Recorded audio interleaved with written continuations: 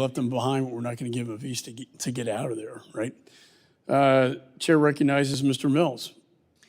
And thank you for your service getting Haitian Americans out of Haiti.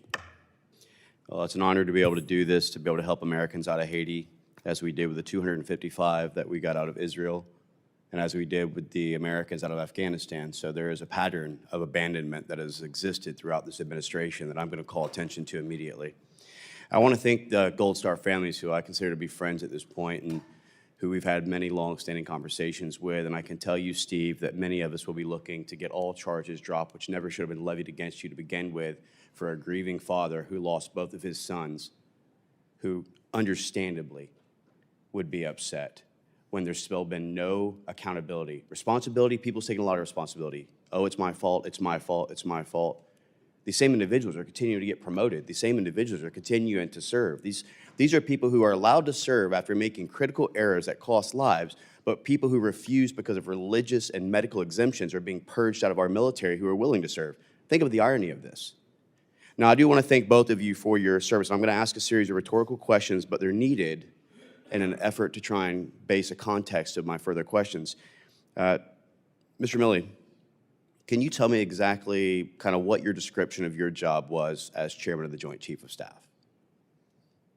I mean, it's codified in law that chairman of the Joint Chiefs of Staff is the senior military advisor. He's not in the chain of command, military advisor to the President, Secretary of Defense, and National Security Council, and by extension to Congress. And his job or her job, and it's to be the senior military advisor of a group of people called the Joint Chiefs of Staff. We are all the chiefs of the individual services. You represent the Joint Chiefs, and you represent their advice to the President and the Secretary of Defense. And if there's any dissenting advice, you give that as well. But traditionally, your role is an advisory It's an role. advisor. It's and an advisor General position. McKenzie, your role as commander of CENTCOM is actual Ground Force Operation Command. Is that correct? Joint Force Operation Command. Joint I'm Force in the chain of Operation command. Command. I'm responsible for Which everything. means at the end of the that day, does whatever happens on the ground, the buck stops with you, correct? That's correct. So I'd like to ask a question, because I understand the advisory role, and I think that General Milley's made it very clear the direction in which he had advised, and it was very different than what this administration has done, and I think that you have testified to the same. But I do have some issue with some of the things that was said. I think that when you look at the Secretary of Defense, he has made comments before this committee to say that there was no actionable or credible intelligence that was provided that could have led to the understanding of when the suicide bomber was going to do this. However, I think you've all read the day-to-day intelligence reports, as have I, in a classified setting, that would speak very much to the difference of that, even to the extent and the clarity of saying, moving into this location of this city, planning is commenced, planning is finished, execution is imminent. And these are the day-to-day logs that we all saw, which will prove that there was credible intelligence that could have been rendered on that. Not to mention the fact that there was in the State Department, who I put a tremendous amount of responsibility on, and have requested multiple times for Anthony Blinken to go ahead and step down, the 23 descent cables, which warned early on what would occur in this.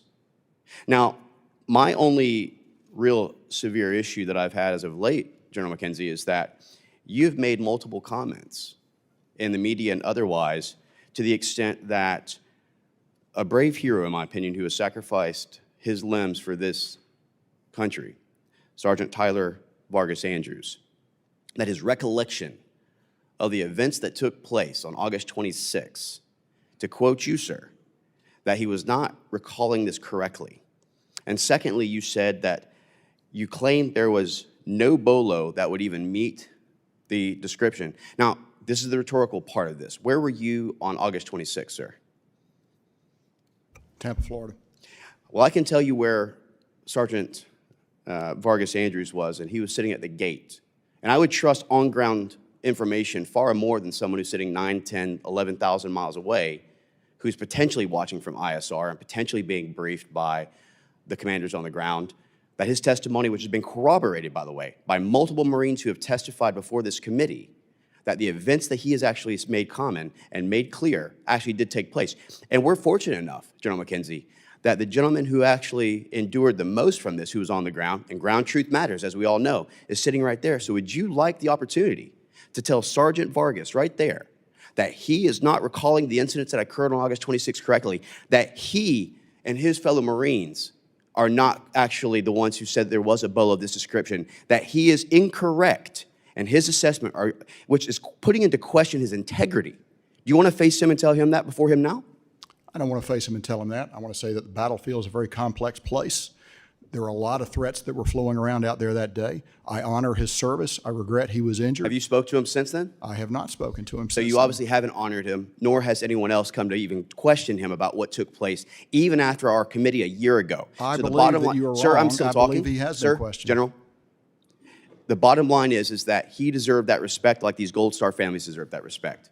And to question his integrity, to question what took place on August 26th that he observed from his own eyes and sacrificed his limbs for, that you're unwilling to actually face him and actually tell him the same thing that you were willing to say to MSNBC and all the rest, which is that his recollection is incorrect and that there was no such thing, Sedate that. is shameful. With that, I yield back.